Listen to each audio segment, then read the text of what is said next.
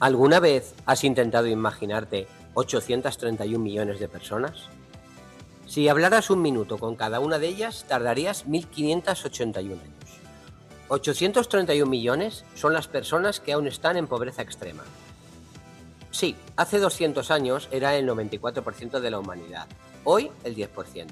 Hemos hecho el 90% del camino para acabar con la pobreza extrema y el hambre. La pregunta no es si podemos terminarlo, la pregunta es si vamos a ser la primera generación que lo logra o la primera que tuvo todo para hacerlo y miró para otro lado. Tú que sueñas, Planeta para Mañana es tu podcast. Tú que inspiras, aquí hablamos de sostenibilidad, de economía circular, justicia, pensamiento crítico, de soluciones reales para un mañana más justo, más habitable y más humano. Tú que crees y creas, porque el futuro no se espera, ni se predice, se diseña y se construye, paso a paso. ¡Vamos! Buenas, habitantes del planeta. En esta serie Horizontes de Futuro tratamos de entender hacia dónde va el mundo y cómo construir un mañana más justo, más habitable y más humano. Aquí no venimos a quejarnos, ni a deprimirnos. Venimos a entender, sí, y sobre todo a actuar. Me llamo Jaime Mata y esto es Planeta para Mañana. ¡Vamos! En el episodio 17 nos atrevimos a tratar de resumir los principales problemas que afrontamos. Listamos 12 y los agrupamos en 5 grandes desafíos: crisis económica, pobreza, desigualdad y hambre, cambio climático y degradación ambiental, crisis de cohesión social, salud mental, polarización, pérdida de confianza y cambio continuo y rápido, y fragmentación política, G0, incertidumbre, conflictos y poca cooperación global. En el episodio 18 hablamos del primer desafío, la crisis económica. Después de hacer un recorrido por las 4 revoluciones industriales, vimos los datos, entendimos los 3 factores principales y planteamos la quinta revolución, la misión Planeta 5.0, donde la primera pieza es reinventar la economía. Y hoy vamos con la segunda pieza, reinventar lo humano. Entramos de lleno en el desafío 2, pobreza extrema, desigualdad en el acceso a recursos y oportunidades básicas y hambre. Cuando el 90% de la humanidad ya salió de la miseria, ¿por qué los últimos 831 millones siguen esperando? Sabemos cómo se hace el milagro, solo falta decidir terminarlo. Hoy no vamos a hablar de caridad, hoy vamos a hablar de historia real, de poder, de cómo llegamos aquí y sobre todo de por qué ya estamos a un paso de acabar con la pobreza extrema y el hambre para siempre. Ponte cómodo, que esto va a ser largo, pero cuando acabemos vas a salir con la certeza de que otro mundo no es una utopía, es algo que ya está en marcha y que tú también puedes empujar. Para empezar, veamos algunos datos. La realidad de la pobreza extrema en 2025. Ya hemos dicho, 831 millones de personas en pobreza extrema, que es el 10% de la población. Ahora, ¿cómo se mide la pobreza extrema? Pues según el Banco Mundial, que actualizó el criterio en junio de 2025, es vivir con menos de $3 al día. Y un dato alarmante, la pandemia revirtió 3 años de progreso. Por primera vez en una generación, la pobreza extrema aumentó en 90 millones de personas. Segundo, hambre y malnutrición. Cifras que rompen el silencio. 673 millones de personas padecen hambre en el mundo, el 8%. Pero la verdadera magnitud es que 2.300 millones sufren inseguridad alimentaria moderada o severa, que es 1 de cada 3 personas. 295 millones enfrentan hambre aguda en 53 países, cifra que crece en 14 millones anuales. Y 38 millones de niños menores de 5 años sufren desnutrición aguda. Tercer plano, acceso a servicios básicos. El privilegio invisible. Veamos 4 ejes. El agua, 800 millones sin agua potable, 2.300 millones sin saneamiento básico. Energía, miles de millones sin acceso a energía segura. Educación, 110 millones de niñas y mujeres jóvenes no asisten a la escuela. Piensa lo que esto supone respecto a limitar oportunidades de crecer y prosperar. Y tecnología, 1.400 millones de pobres digitales que no pueden pagar ni 40 minutos diarios de internet. En países menos desarrollados, solo el 36% tiene acceso. Muchos datos. Vamos a tratar de acercarnos a ellos, de humanizar los números. ¿Qué significa realmente vivir con $3 al día? Si tú vivieras con $3 al día, tendrías que repartirlos así. En comida, $1, lo que te da para arroz, algo de pan, quizá un huevo, quizá no, carne, pescado, fruta fresca, un lujo. Transporte, $0,5, y eso si tienes suerte. Mucha gente camina kilómetros cada día. Energía, 0,25. Eso significa horas limitadas de electricidad, si es que llega. Agua, 0,20. El agua limpia no es fácil. Salud, educación, ropa, vivienda, lo que quede, que casi nunca quedan mucho. Vivir con $3 al día es vivir sin margen. Un día que llueve y no puedes trabajar, significa que no puedes comer. Un dolor de muelas significa infección. Una enfermedad leve significa perder tu único ingreso. Un mal año, hambre. Cuando hablamos de pobreza extrema, no hablamos de personas pobres, hablamos de personas que sobreviven en una emergencia cada día. ¿Y cómo sería tu día sin agua segura? Imagina que te despiertas y no puedes abrir el grifo, no hay ducha, no hay vaso de agua, no hay café, no hay nada.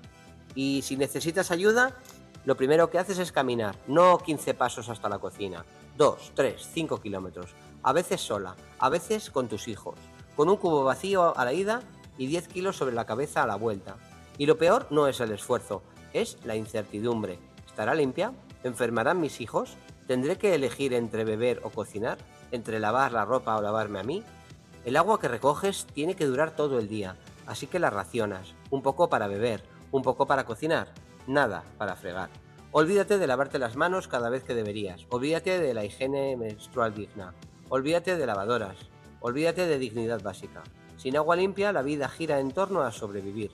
La diarrea, que para ti es una pequeña molestia, para millones de niños es una sentencia de muerte. Las infecciones se vuelven rutina. Cada vaso puede ser un riesgo. Y ahora imagina esto durante años. Imagina criar a tus hijos así. Imagina que su futuro depende de cuánto agua puedas cargar ese día. Imagina tener que elegir qué hijo come más porque no hay para todos. Imagina no poder ahorrar ni planificar porque cada día es imprevisible. Cuando humanizamos los números, entendemos que la pobreza extrema no es tener poco, es vivir sin derechos básicos, es vivir sin tiempo para soñar, es vivir atrapado en un presente perpetuo, en un pasado que nos ata y sin futuro posible. Y es que las cifras son alarmantes. Repitámoslas. En pleno 2025, más de 831 millones de personas continúan viviendo en pobreza extrema, con menos de $3 al día. Son personas para quienes el acceso al agua limpia, la energía segura, los alimentos saludables, la educación, la tecnología y las oportunidades básicas siguen siendo un privilegio y no un derecho garantizado. Esta situación multiplica las divisiones sociales y provoca migraciones masivas. Pero lo más importante que debemos entender hoy es que esta realidad no es accidental ni inevitable, no es parte natural del orden de las cosas, es el resultado de decisiones políticas y económicas que han creado y perpetuado un sistema profundamente desigual. Para comprender cómo hemos llegado hasta aquí, necesitamos adoptar una perspectiva histórica. La pobreza masiva, tal como la conocemos hoy, es en realidad un fenómeno relativamente reciente en términos históricos. Durante la mayor parte de la existencia humana, la mayoría de la humanidad vivía en condiciones más o menos similares. Durante casi toda nuestra existencia como especie, nadie era rico ni pobre tal y como lo entendemos hoy. Durante miles de años, en las sociedades cazadoras-recolectoras, la desigualdad material era limitada. Un cazador-recolector salía con su lanza, cazaba un ciervo, lo compartía con la tribu y si no había ciervo, todos pasaban hambre juntos. La desigualdad era mínima. Por verlo de una manera simple, el más fuerte comía 2 chuletas, el otro una, pero nadie moría de hambre crónica porque compartir era la única forma de sobrevivir. No existían grandes acumulaciones de riqueza ni sistemas complejos de exclusión económica. Las comunidades compartían recursos y funcionaban con estructuras más igualitarias. La historia de la humanidad es una historia de energía, de materiales y de cómo la disponibilidad o la ausencia de ambos ha moldeado nuestras posibilidades. Durante decenas de miles de años, antes del 10.000 a.C., vivimos en sociedades nómadas que dependían directamente de la naturaleza. Esta es la primera fase, la era previa a la gran extracción, un tiempo en el que la energía procedía casi exclusivamente de los músculos humanos y animales, de la madera y del fuego. La población mundial era pequeña, menos de 1 millón de personas, y limitada por la capacidad de los ecosistemas para generar alimentos y recursos. En la fase 2, la revolución agrícola, que fue el primer punto de inflexión, hace aproximadamente 12.000 años. Alguien plantó una semilla y se quedó a esperar los frutos, y nació la agricultura. Con la agricultura llegó la primera frase tóxica de la historia: esta tierra es mía. La agricultura permitió la acumulación de excedentes de grano, y alguien dijo: esto también es mío. Surgieron élites que controlaban estos recursos, se establecieron jerarquías sociales más complejas y comenzó a institucionalizarse la desigualdad, porque para defender lo mío hicieron falta ejércitos, para trabajar lo mío hicieron falta esclavos, y para prestar grano a quien no tenía aparecieron los primeros intereses y las primeras deudas que no se podían pagar. Con el nacimiento de las primeras civilizaciones en Mesopotamia, en Egipto, en el Valle del Indo y en China, vemos ya claramente la división entre una pequeña élite gobernante y una masa de población dedicada principalmente al trabajo agrícola. Sin embargo, la gran mayoría de la población mundial seguía viviendo en condiciones similares, principalmente en economías de subsistencia. En el año 3000 a.C., en Sumeria, ya había tablillas de arcilla que decían: fulano debe 60 siclos de plata a Mengano, y si no paga, se queda sin campo. En Egipto, los faraones vivían como dioses, mientras los campesinos comían cebolla y pan duro. En Roma, los patricios tenían villas con mosaicos, mientras los esclavos morían en las minas.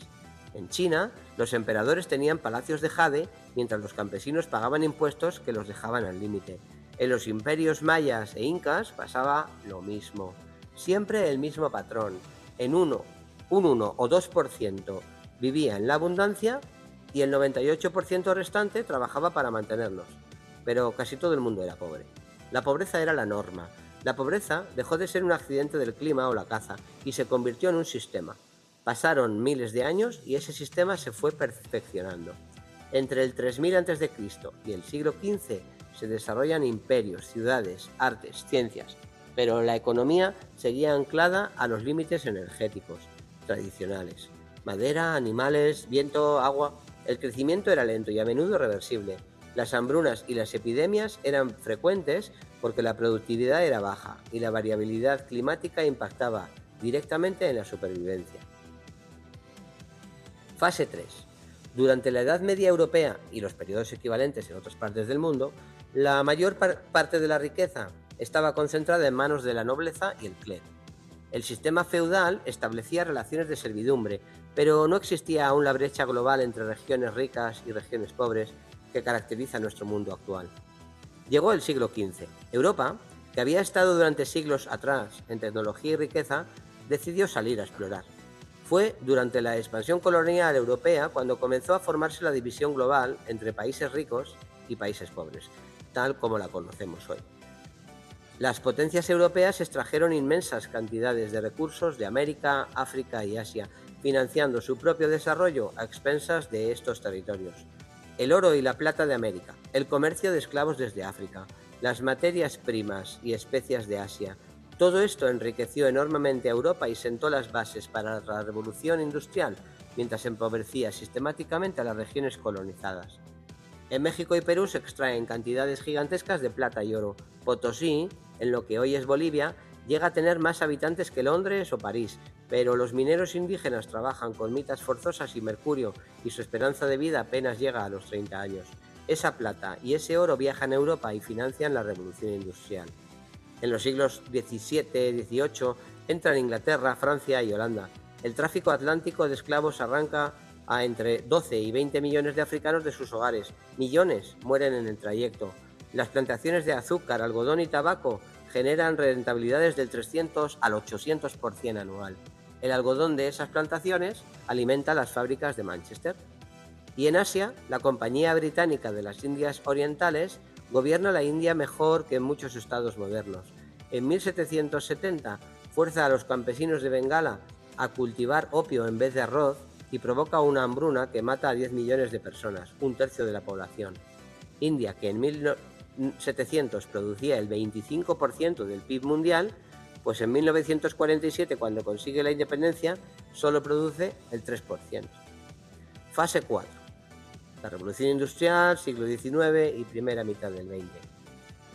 Esta fase llegó con un terremoto civilizatorio, del que ya hablamos en el último capítulo, la primera revolución industrial a la que siguieron las demás, ¿no?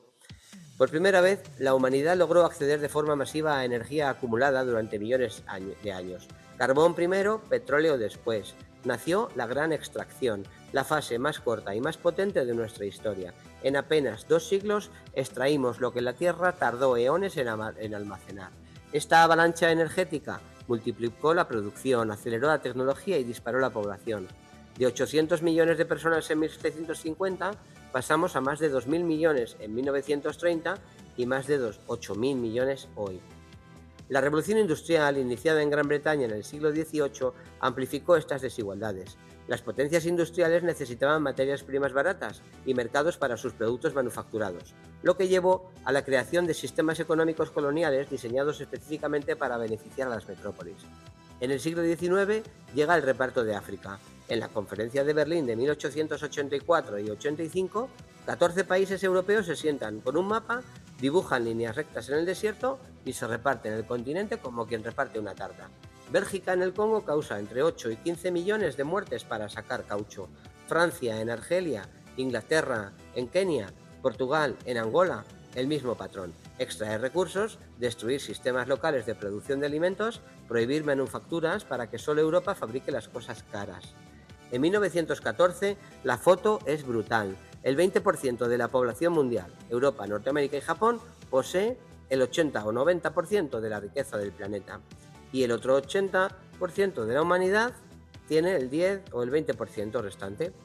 Y lo fascinante, o bueno, más bien lo terrible de este proceso, es que cuando finalmente llega la independencia política para muchas de estas colonias, principalmente después de la Segunda Guerra Mundial, los sistemas económicos desiguales no desaparecieron, simplemente se transformaron en nuevas formas de abuso y dependencia.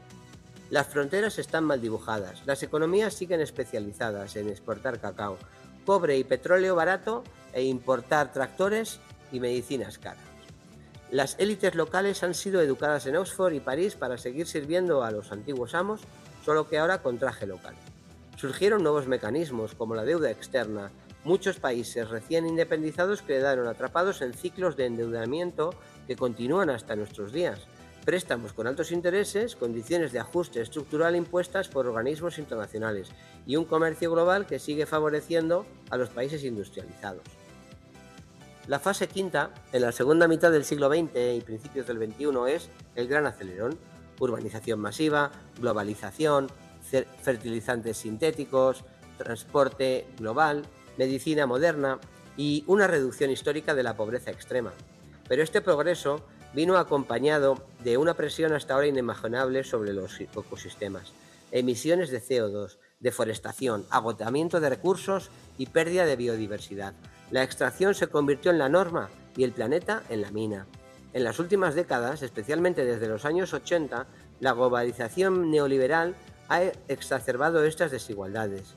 Si bien el comercio global y la riqueza mundial han crecido enormemente, los beneficios se han concentrado cada vez más en pocas manos, tanto a nivel nacional como internacional. En los años 80 llega el FMI y el Banco Mundial con ayudas, préstamos a cambio de abrir mercados, privatizar y quitar subsidios al pan y a la gasolina. El resultado, las revueltas del pan en Egipto, Túnez, Perú, Venezuela, la década perdida en América Latina, África se hunde más. Y así llegamos a 1981. El 44% de la población mundial, casi 1 de cada 2, vive con menos de lo que hoy cuesta un billete de metro o de autobús. África subsahariana, 54%. Asia del Sur, 58%. Asia Oriental está en el 60%. América Latina en el 12%, pero con la desigualdad más alta del planeta. Y entonces, entre 1981 y 2019, ocurre algo que ningún economista clásico había predicho. En solo 38 años, la pobreza extrema cae del 44% al 8%, al tiempo que la población mundial crece un 75%. 1.200 millones de personas salen de la miseria absoluta. Nunca en 200.000 años de Homo sapiens había pasado nada ni remotamente parecido. ¿Cómo fue posible? Porque 3 cosas que parecían incompatibles funcionaron juntas. China Abre su economía en 1978, pero mantiene un control estatal fuerte, invierte masivamente en educación y salud y saca a 800 millones de personas de la pobreza. Al mismo tiempo, decenas de países pobres hacen de la educación primaria universal, sobre todo de niñas, su prioridad absoluta. Y tercero, salud básica barata, vacunas, mosquiteras, sales de rehidratación oral, planificación familiar, cosas que cuestan céntimos y salvan millones de vidas. Bangladesh en 1990 tenía el 90% de los niños menores de 5 años desnutridos. Bangladesh, en 2025, tiene el 10% de los niños menores de 5 años desnutridos. Eso es el milagro silencioso que casi nadie celebra. En 2019 llegamos a 689 millones, que es un hito, porque entre 2019 y 2025 subimos otra vez a 831. Es la primera vez en 40 años que la pobreza extrema aumenta. Y ahora viene la parte dura. ¿Por qué siguen ahí?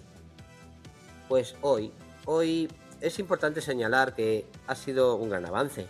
Pasar de una población de menos de 1 millón de personas en una forma de vida de subsistencia a más de 8.000 millones hoy, y donde la mayoría estamos mucho mejor, pues es un avance. Pero nos hemos dejado atrás a 831 millones. Es como si sacas adelante a tu familia, a 4 hijos, pero dejas al quinto en la calle en la miseria. Sí, el porcentaje de población mundial en pobreza extrema ha disminuido significativamente, pasando del 40% en 1980 a menos del 10% hoy. Pero esta reducción ha sido muy desigual, concentrándose principalmente en Asia, mientras que en África subsahariana y partes de América Latina los avances han sido mucho más modestos. Y no olvidemos que, aunque el porcentaje haya disminuido, el número absoluto de personas en situación de pobreza sigue siendo inaceptablemente alto, 831 millones. Y hablamos de pobreza extrema, pero es que es un umbral extremo. El siguiente escalón no es ninguna maravilla de vida. Y además, muchos de quienes han salido de la pobreza extrema siguen siendo extremadamente vulnerables, viviendo apenas por encima del umbral, con riesgo constante de volver a caer. Hoy tomamos conciencia de los límites, marcados por el calentamiento global, la desigualdad persistente, la tensión social y el agotamiento de los ciclos naturales. Hay, sin embargo, enormes oportunidades. Nuevas tecnologías, modelos económicos regenerativos, economía circular, energías renovables y un cambio cultural que empieza a virar hacia la resiliencia, la cooperación y la eficiencia. Vamos a hacer un resumen después de tanta historia. La evolución del planeta no puede entenderse sin mirar a los 3 grandes ejes sociales: la pobreza, el hambre y la desigualdad. Los 3 están vinculados porque responden a las mismas dinámicas: el acceso a recursos, la distribución de la riqueza, el poder político y las capacidades de cada sociedad para transformar energía y conocimiento en bienestar. Durante milenios, la pobreza fue la condición dominante de la humanidad. En 1820, más del 80% de la población vivía en pobreza extrema. La llegada de la energía fósil permitió multiplicar la productividad agrícola e industrial y con ello redujo la pobreza de forma radical. Hoy está en torno al 8%. En paralelo, el hambre disminuyó. En 1970 había 900 millones de personas subalimentadas. En 2020, antes de la pandemia, unos 650. Y sin embargo, el progreso global convive con la desigualdad. El 10% más rico del planeta concentra el 52% de los ingresos totales y el 76% de la riqueza. Este desequilibrio no es solo económico, afecta al acceso a la educación, a la salud, a la energía, al agua, a oportunidades. Hoy, la pobreza y el hambre están repuntando debido a conflictos armados, crisis climáticas, violencia territorial, además de la crisis económica. Las sequías severas, los eventos extremos y la pérdida de cosechas impulsadas por el cambio climático están poniendo más presión que nunca sobre los hogares más vulnerables. El hambre no es solo un problema de producción. El hambre no es un problema de producción. Producimos alimento suficiente para todos, sino es un problema de acceso, de distribución y de estabilidad política. Hablemos, por tanto, de los obstáculos actuales. Podemos identificar 10 grandes muros que perpetúan la situación de pobreza, desigualdad y hambre. Vamos a ellos. El primer muro: el impacto de las crisis. Las múltiples crisis que hemos enfrentado en el siglo XXI, financiera, energética, pandémica, climática, social, han afectado de manera desproporcionada a las poblaciones más vulnerables. El COVID, las guerras, la inflación alimentaria, el cambio climático han devuelto a la pobreza extrema a 142 millones de personas en solo 6 años. una madre en Sudán del Sur, que en 2018 ya casi lo tenía conseguido, en 2024 vuelve a tener que elegir cuál de sus hijos come hoy. La crisis financiera de 2008 dejó a millones sin empleo y vivienda, mientras que los bancos recibían rescates multimillonarios. La pandemia del COVID-19 aumentó la pobreza global por primera vez en décadas, con un impacto devastador en las economías informales, donde trabaja la mayoría de las personas en situación de vulnerabilidad. La actual crisis del coste de la vida, con inflación en alimentos o energía, está empujando a más personas a la pobreza.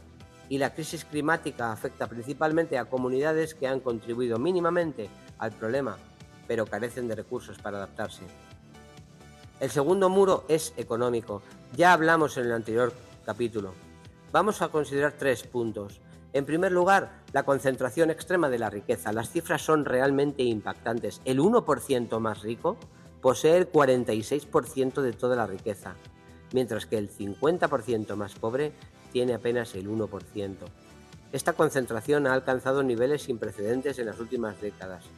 Para ponerlo en perspectiva, los 26 individuos más ricos del planeta poseen tanta riqueza como la mitad más pobre de la humanidad, casi 4.000 millones de personas. 26, 4.000 millones.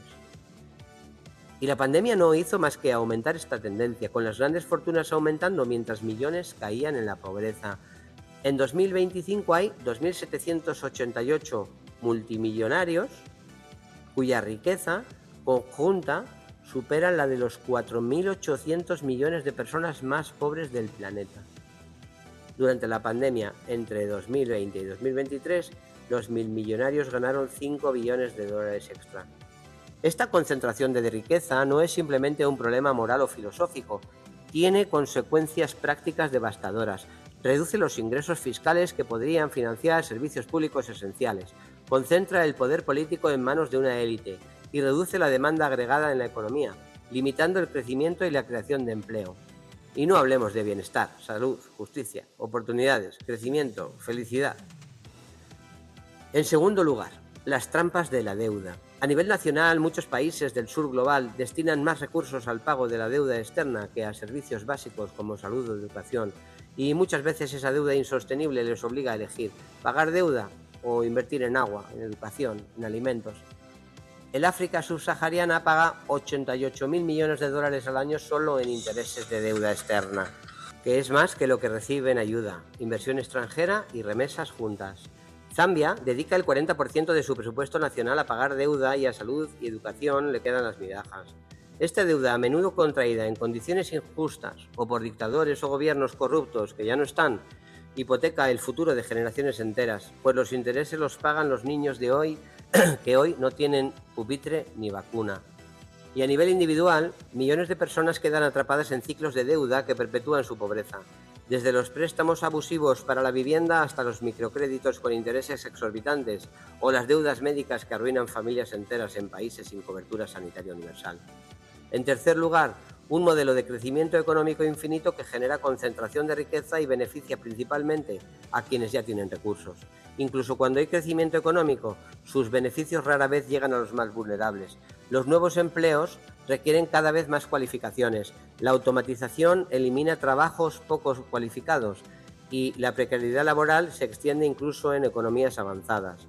Este fenómeno se ha denominado crecimiento sin filtración, en contraposición al mítico efecto goteo, que prometía que la riqueza generada en lo alto de la pirámide eventualmente beneficiaría a todos. La evidencia empírica ha demostrado repetidamente que esto no sucede automáticamente sin políticas redistributivas. India es la quinta economía del mundo, crece al 7% anual desde hace 15 años. Mumbai tiene más millonarios que Nueva York y más gente viviendo en chabolas que toda Portugal. Un campesino sin tierra en Bihar gana hoy, ajustado a inflación, lo mismo que su abuelo en 1950. El ascensor económico solo para en los pisos de arriba. El tercer muro son las desigualdades. La desigualdad extrema erosiona la cohesión social. Hablamos de 4 planos. Primero, la feminización de la pobreza, un fenómeno crucial para entender las desigualdades actuales porque el género amplifica la exclusión. Las mujeres representan aproximadamente el 70% de las personas en situación de pobreza extrema a nivel mundial. 340 millones de niñas y mujeres vivirán en pobreza extrema en 2030, que es el 8% de la población femenina. 236 millones de mujeres y niñas frente a 131 de hombres y niños pasarán hambre. Esta sobrerepresentación refleja desigualdades estructurales que limitan el acceso de las mujeres a recursos productivos, propiedad de la tierra, herencias, crédito y oportunidades laborales bien remuneradas. ¿Cuáles son las causas sistémicas? Brecha laboral. Las mujeres dedican 3 veces más tiempo que los hombres a trabajos de cuidados no remunerados, lo que limita sus posibilidades de participación económica, educativa y política. Tienen salarios más bajos y, por tanto, menor acceso a crédito. Violencia económica. En muchos países enfrentan barreras legales explícitas para poseer propiedades, abrir negocios o incluso tener una cuenta bancaria. Esta falta de autonomía financiera perpetúa la dependencia y las otras violencias. Educación: 110 millones de niñas fuera de la escuela, con lo que tienen menos oportunidades, lo cual las mantiene más en la pobreza. Es un círculo vicioso. La pobreza les resta acceso a la educación, lo cual les da menos acceso a empleo digno, lo cual les genera más pobreza y vuelta a empezar.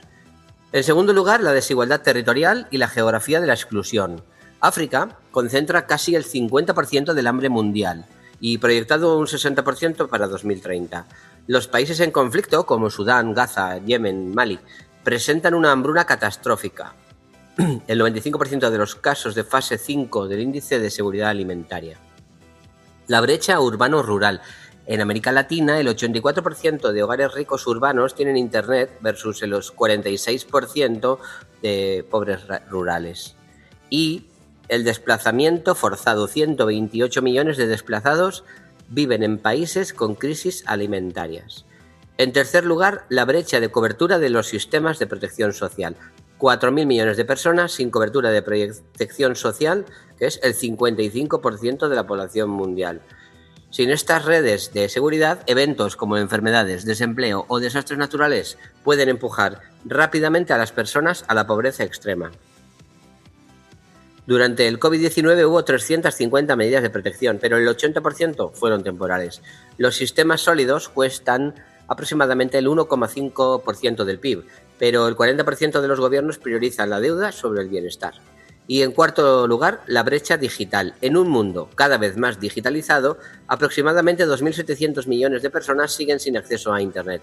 Esta brecha limita severamente las oportunidades educativas, laborales y de participación ciudadana en la era digital. La brecha digital no solo existe entre países, sino también dentro de ellos. En casi todas las sociedades, el acceso a tecnología e Internet está marcado por desigualdades de clase, género, ubicación geográfica y edad. Las zonas rurales, las personas mayores y las mujeres suelen estar más excluidas. El cuarto muro, el hambre. Más de 600 millones de personas pasan hambre cada día, mientras que aproximadamente un tercio de todos los alimentos producidos globalmente se desperdicia. Esta contradicción flagrante refleja los problemas de distribución en nuestro sistema alimentario global. El hambre no es un problema de escasez absoluta, sino de acceso. La producción mundial de alimentos sería suficiente para alimentar a toda la población. Sin embargo, factores como la pobreza, los conflictos y el cambio climático y las deficiencias en los sistemas de distribución impiden que los alimentos lleguen a quienes más lo necesitan. El quinto muro es la trampilla de la migración. La pobreza extrema impulsa migraciones masivas. En España, los migrantes sufren un 40% más riesgo de pobreza por discriminación y devaluación de educación. El 87% de las noticias negativas sobre migración en redes sociales son falsas, alimentando xenofobia y politización. La migración es un síntoma, no la causa. La raíz es la inequidad estructural. El sexto muro es la polarización política, la pobreza como arma de manipulación. Gobiernos que usan enemigos simbólicos, como los migrantes, para desviar la atención de causas estructurales. El séptimo muro es la educación. La desigualdad se perpetúa generacionalmente. Más de 250 millones de niños y jóvenes están fuera del sistema educativo y muchos más reciben una educación de baja calidad que no les proporciona las habilidades necesarias para prosperar en el siglo XXI. Es una trampa intergeneracional. Los niños en pobreza abandonan la escuela, con lo cual consiguen menos empleo digno y entonces sus hijos también serán pobres. 110 millones de niñas sin escuela, se repite la exclusión en generaciones. El octavo muro es la vivienda. Es otro aspecto crucial. Aproximadamente 1.600 millones de personas viven en viviendas inadecuadas y más de 100 millones no tienen hogar. En las ciudades, la gentrificación expulsa a residentes de bajos ingresos, mientras que los asentamientos informales carecen de servicios básicos y seguridad jurídica. El noveno muro es el aspecto sanitario. La mitad de la población mundial carece de acceso a servicios de salud esenciales. Cada año, aproximadamente 100 millones de personas caen en la pobreza extrema debido a gastos médicos catastróficos que deben pagar de su bolsillo. Y el décimo muro es el impacto de la crisis climática en la pobreza. Las personas en situación de vulnerabilidad son las que menos han contribuido al calentamiento global, pero son las más afectadas por sus consecuencias: sequías, inundaciones, olas de calor, elevación del nivel del mar, pérdida de tierras cultivables, etc. Es la tríada pobreza, cambio climático, enfermedad.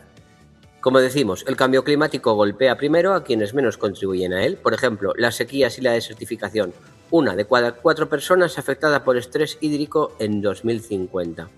Y si el agua es insegura, hay más enfermedades como el cólera o la fiebre tifoidea, lo cual genera más gasto en salud, que no ayuda a aliviar la pobreza, sino todo lo contrario. Estos 10 muros no son accidentes, son características del sistema actual.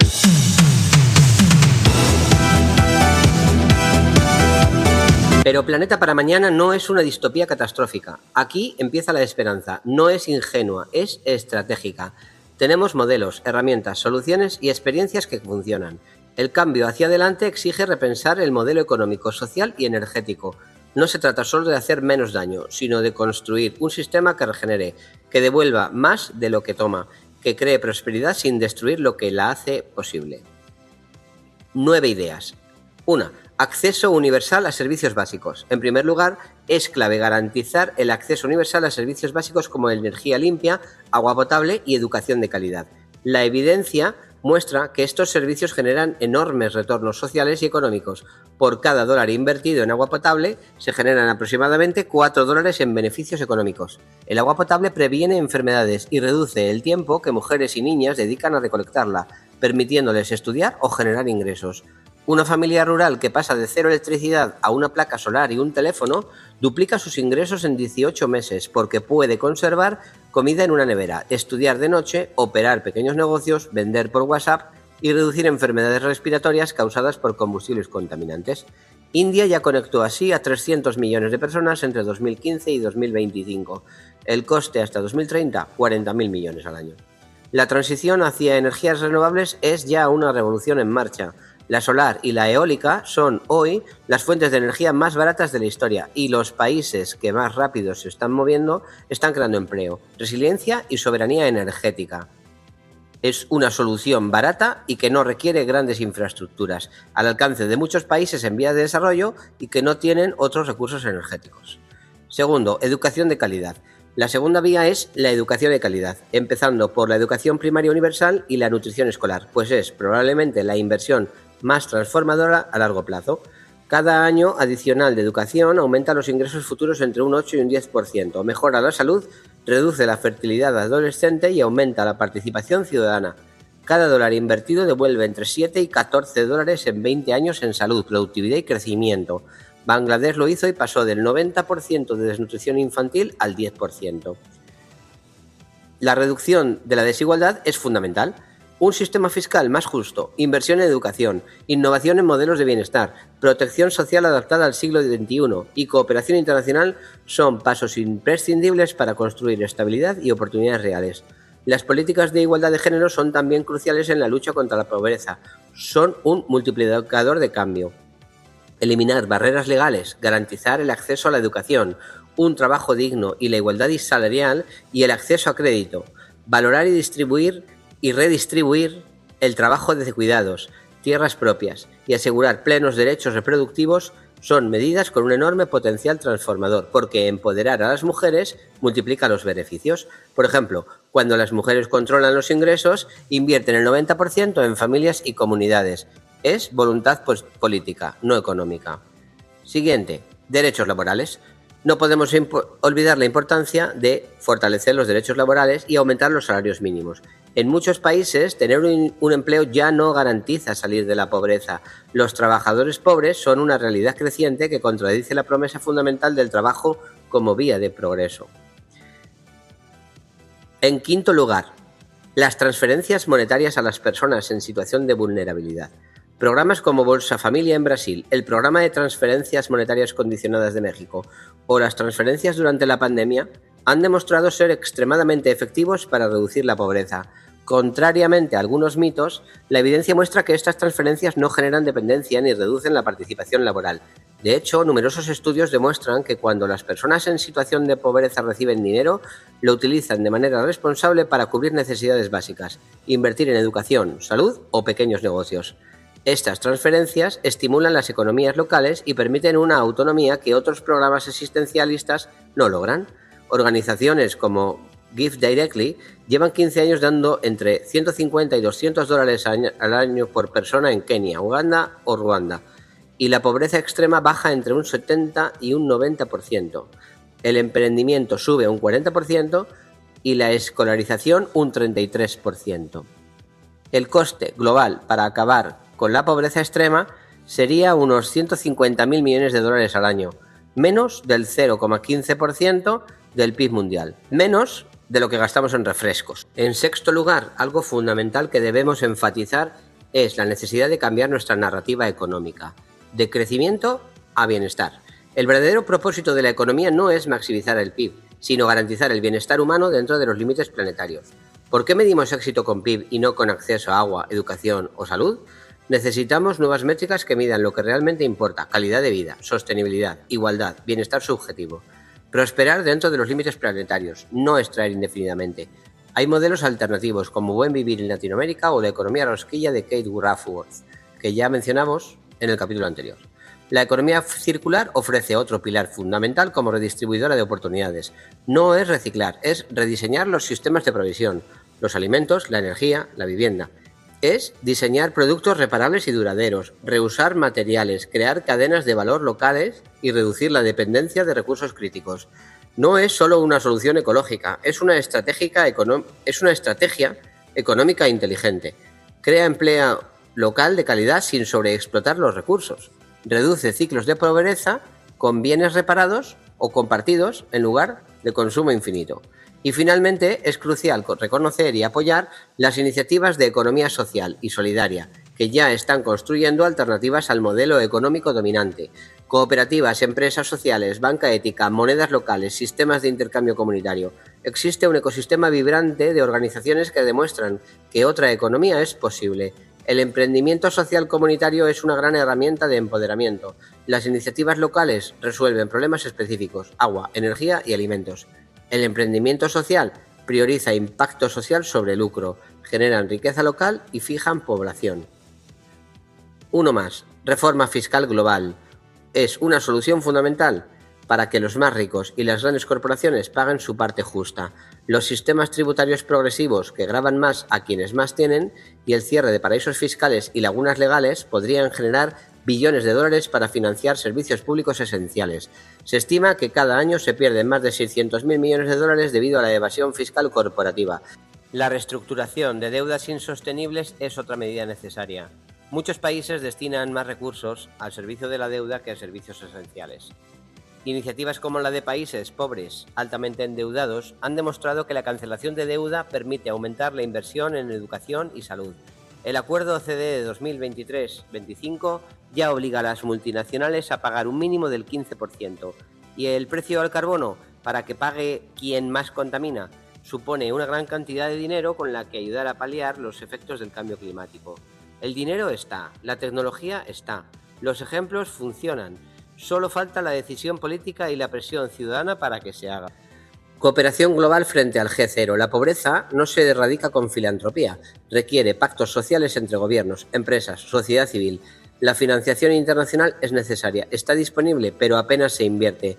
Como ejemplo, la ONU estima una necesidad de 360.000 millones al año para igualdad, más educación. Es solo el 0,35% del gasto militar global. Para terminar, cambio cultural. Sobre todo, necesitamos un cambio cultural, entender que la prosperidad no se mire solo por el PIB, sino por la salud de los ecosistemas, la cohesión social, la calidad de vida y la resiliencia. La gran noticia es que este cambio ya está emergiendo en ciudades, empresas, emprendedores y comunidades de todo el mundo.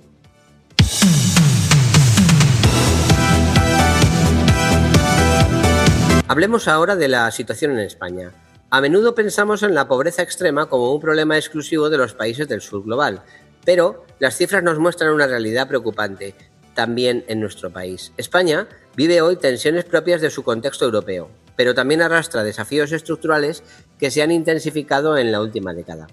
Según los datos más recientes, aproximadamente 10 millones de personas viven en riesgo de pobreza o exclusión social en España, alrededor del 21% de la población. 2,5 millones viven con menos de 500 euros al mes. 800.000 personas, muchas con trabajo, necesitan los bancos de alimentos para comer. Y casi 300.000 familias no pueden mantener la casa a una temperatura adecuada en invierno. Y lo más alarmante es la tasa de pobreza infantil, una de las más altas de Europa, el 27%, que afecta a casi 1 de cada 3 niños. Estos datos están vinculados a un mercado laboral fragmentado, salarios que no han crecido al ritmo del precio de la vivienda y un modelo productivo con alta temporalidad. El hambre no se manifiesta como en otros continentes, pero sí en forma de inseguridad alimentaria. Cientos de miles de familias dependen de bancos de alimentos y comedores sociales.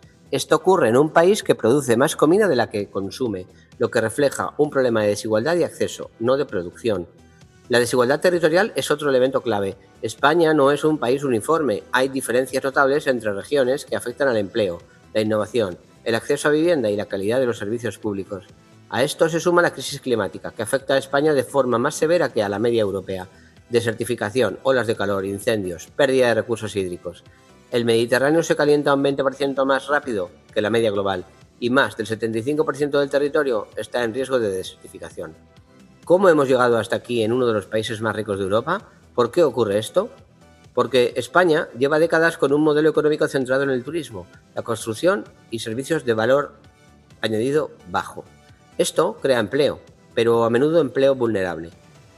La crisis financiera de 2008 y la posterior política de austeridad tuvieron un impacto devastador en España, aumentando la desigualdad y la precariedad laboral. Además, la recuperación económica posterior fue en forma de K. Los de arriba recuperaron todo y más. Los de abajo se quedaron atrás, creando una sociedad cada vez más dual. La pandemia del COVID-19 multiplicó estas desigualdades. Aunque las medidas de protección social como los ERTE evitaron lo peor, muchos trabajadores, migrantes indocumentados y personas en situación de exclusión quedaron desprotegidos. Tenemos un mercado laboral dual brutal. El 40% de los contratos son temporales o parciales no deseados y el salario medio de una mujer con contrato temporal está por debajo del umbral de pobreza. La vivienda, un pilar básico para la estabilidad, se ha convertido en un problema estructural. En los últimos 25 años los precios han crecido el doble que los salarios y el acceso para jóvenes y familias es cada vez más difícil. Los precios del alquiler consumen el 50% o más de los ingresos de muchas familias. La actual crisis del coste de la vida, con el aumento de precios de alimentos y energía entre 2021 y 2024, golpeó justo a quienes ya gastaban el 40 o 50% de sus ingresos en gastos básicos y está empujando a más personas hacia la vulnerabilidad. Bueno, ¿cuáles son las soluciones? Es complicado y no me gustaría entrar en política o en colores. Esto va de reinventar lo humano. Veamos algunas ideas. En primer lugar, un cambio profundo del modelo productivo hacia sectores con más valor, más tecnología, más circularidad, más industria sostenible. España tiene el potencial de ser líder mundial en energías renovables, agricultura regenerativa, movilidad eléctrica, reciclaje avanzado y economía circular aplicada a turismo, construcción y alimentación. Pero hace falta coordinación, estrategia y estabilidad a largo plazo. Y para complementarla de forma fundamental, invertir de forma masiva en educación, ciencia y formación profesional, el verdadero motor de oportunidades reales. Diversos estudios indican que los aumentos del salario mínimo han beneficiado a millones de trabajadores con bajos ingresos. Explorar una senda de aumento gradual del salario mínimo hacia niveles de referencia europeos, unos 1.600 euros netos, y reducir la temporalidad por ley son algunas ideas. Algunas estimaciones señalan que cada euro de aumento del salario mínimo puede generar 1,5 euros de recaudación extra por cotizaciones e IVA. El ingreso mínimo vital. Aunque con problemas de implementación y cobertura insuficiente, se enmarca en la protección de ingresos para hogares vulnerables. En 2025 llega a 800.000 familias, pero todavía deja fuera a casi la mitad de quienes lo necesitan por burocracia y requisitos. Hay que simplificar los trámites, hacerlo automático vía Hacienda y subir la cuantía al 80% del umbral de la pobreza, unos 850 euros mensuales para una persona sola. Vale, es discutible, hay que buscar los mecanismos para asegurar un mínimo nivel de vida de las personas sin caer en la desincentivación de estudiar, trabajar, producir o aportar a la sociedad. Una posible medida sería la renta básica infantil universal. Cataluña está haciendo la prueba desde 2024 con 2.000 euros al año por niño en familias vulnerables y los primeros resultados son prometedores. Menos abandono escolar, menos ingresos en servicios sociales.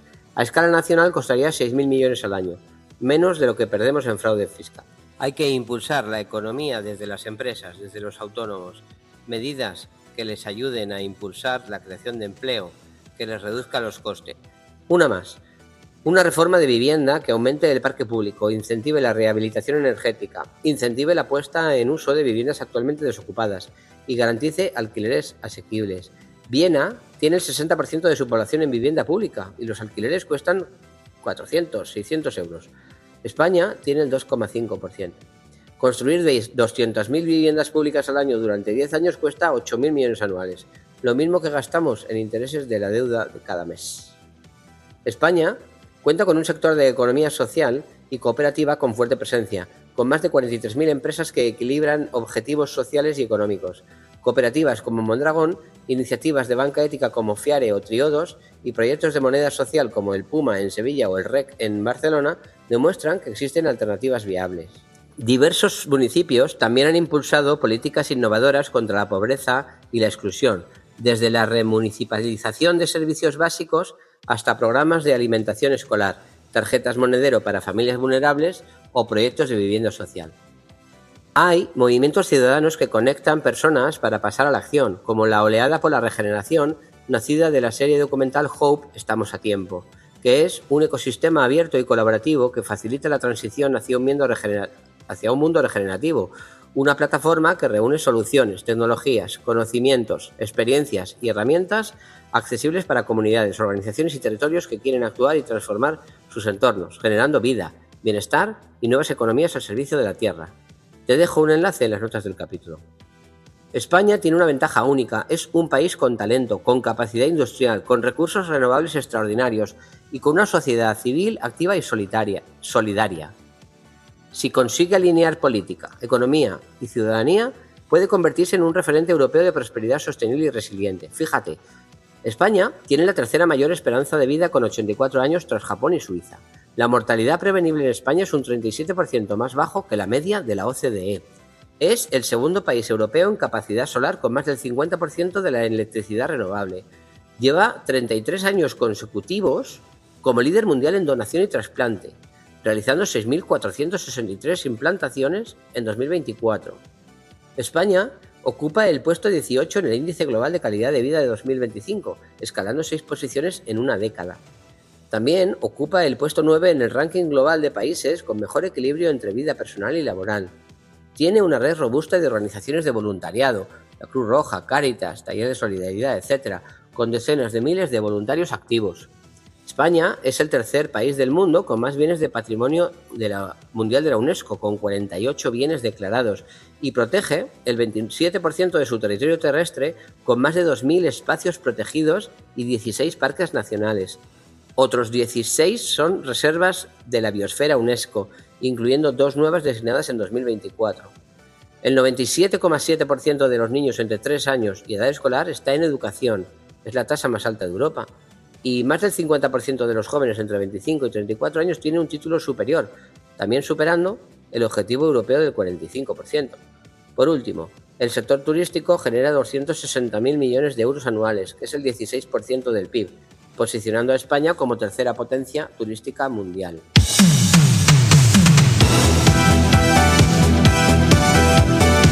¿Por qué elegimos perpetuar un sistema que genera pobreza? ¿Qué pasaría si invirtiéramos en protección social como en armamento? ¿Cuál es mi rol en esta desigualdad y en su solución?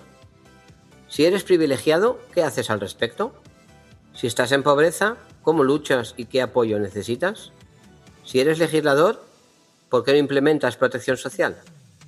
Hace 2 siglos el 94% de la humanidad vivía como viven hoy esos 831 millones. Solo queda el 10%. La pobreza extrema, el hambre y la desigualdad no son una ley de la naturaleza, son el resultado de decisiones políticas y económicas que podemos cambiar. Porque si fuimos capaces de sacar al 84% de la humanidad de la miseria en 2 siglos, los últimos 3 kilómetros del maratón los corremos juntos y llegamos a la meta. La humanidad tiene hoy, por primera vez en su historia, los recursos tecnológicos, financieros y organizativos suficientes para garantizar una vida digna para todas las personas. La lucha contra la pobreza no es solo una cuestión moral, aunque sin duda lo es también una cuestión de sentido común y beneficio colectivo. Las sociedades más igualitarias son más felices, más saludables, más seguras, más innovadoras y a largo plazo más prósperas para todos. Un mundo sin pobreza ni hambre y más igual no solo es posible, sino necesario para garantizar la sostenibilidad y dignidad de la vida humana en este planeta. Como nos recuerda el Premio Nobel de Economía Amartya Sen, el desarrollo no consiste simplemente en aumentar el PIB, sino en expandir las libertades reales que disfrutan las personas. Y esas libertades son imposibles sin garantizar derechos básicos como la alimentación, la vivienda, la salud, la educación y la participación social. El camino hacia un mundo sin pobreza, ni hambre, ni exclusión está lleno de obstáculos, pero también de posibilidades. La historia nos enseña que los grandes cambios sociales parecen imposibles hasta que ocurren, y luego parecen inevitables. Piensa en la abolición de la esclavitud, el sufragio femenino o los derechos civiles. No hemos terminado la revolución industrial 4.0 y ya tenemos que pasar a la 5.0, una que fusione capacidades de computación cognitiva con el ingenio humano, que se centre en el bienestar humano y ambiental, en lugar de solo en los resultados finales, que aumente la productividad y reduzca el estrés humano y del planeta, que las empresas sean más resistentes a los choques externos, donde primen la resiliencia y la sostenibilidad, el valor social, la artesanía, la fabricación autónoma, los robots colaborativos, los cobots, con enfoque en las experiencias del cliente, con hiperpersonalización y producto interactivo. Es la misión Planeta 5.0, reinventar lo humano. Como consumidores, ciudadanos, profesionales o simplemente como seres humanos, todos tenemos un rol que jugar en la transformación social. Y dirás, ¿qué puedo hacer? Muchas cosas. Te pongo ejemplos concretos. 1. Comparte este episodio con 5 personas que creas que necesitan escucharlo. Una sola conversación que nazca de aquí ya habrá valido la pena. 2. La próxima vez que vayas al súper, compra un producto de comercio justo, café, chocolate, plátanos, lo que sea. Cuesta 30 céntimos más y cambia la vida de una familia entera. Mira tu armario, saca 10 prendas que no uses y dónalas a una asociación local, a Cáritas, a la parroquia o a una ONG que reparta ropa digna, a donde quieras. En España hay 800.000 personas que dependen de eso para vestirse este invierno. Apúntate como socio o haz una aportación mensual, aunque sean 5 euros, a una ONG que funcione de verdad. Algunas a evaluar: Oxfam Intermón, Ayuda en Acción, Save the Children, Give Directly. Con 5 euros al mes estás sacando literalmente a una persona de la pobreza extrema durante un año. Cuando hables con amigos o familia y alguien diga «es que con la pobreza no se puede hacer nada», respóndele con la frase de este episodio: hace 200 años era el 94% y hoy es el 10%. Claro que se puede. Y pásale el episodio. 6. La próxima vez que votes, en las locales, autonómicas, generales, europeas, olvídate de colores. Mira qué partido propone medidas concretas que ayuden a resolver este problema. Un voto es un megáfono. 7. Si tienes hijos o sobrinos en edad escolar, habla con el AMPA para que el colegio ofrezca desayunos y comidas saludables gratuitos a quien los necesite. En Cataluña ya lo hacen cientos de centros y funciona. 8. Si trabajas en una empresa, propon en la próxima reunión o en el canal de responsabilidad social corporativa que destinen un porcentaje de los beneficios a transferencias directas en África o Asia.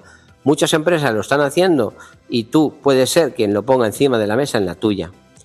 9. Dedica 10 minutos esta semana a escribir en la red social que te guste con el dato que más te haya impactado del episodio y etiqueta a un político o a un medio. El silencio es el mejor aliado que tienen los muros. Y la más importante, la próxima vez que te sientas pequeño y pienses ¿yo qué voy a hacer?, recuerda esto: cada persona que ha salido de la pobreza extrema en los últimos 40 años lo ha hecho porque alguien en algún momento dado decidió no mirar para otro lado. Hoy te toca a ti. decidir si eres una de esas personas. Es la misión Planeta 5.0, reinventar lo humano. ¿Te resuena todo esto? ¿Has sentido en tu vida alguno de estos problemas? ¿Conoces proyectos inspiradores en tu ciudad, en tu barrio, en tu comunidad? Tus historias nos ayudan a construir futuro. Cuéntalas.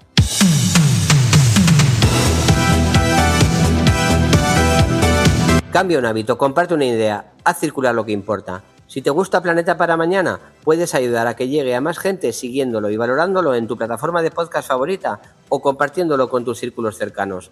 Y por supuesto, envía tus comentarios o sugerencias o preguntas directamente en la plataforma de turno o escribiendo en X, antiguo Twitter, o en Instagram o en TikTok a @planeta4manana. Sí, 4 con número y manana con N, que la ñ aún sigue estando fuera de los estándares internacionales.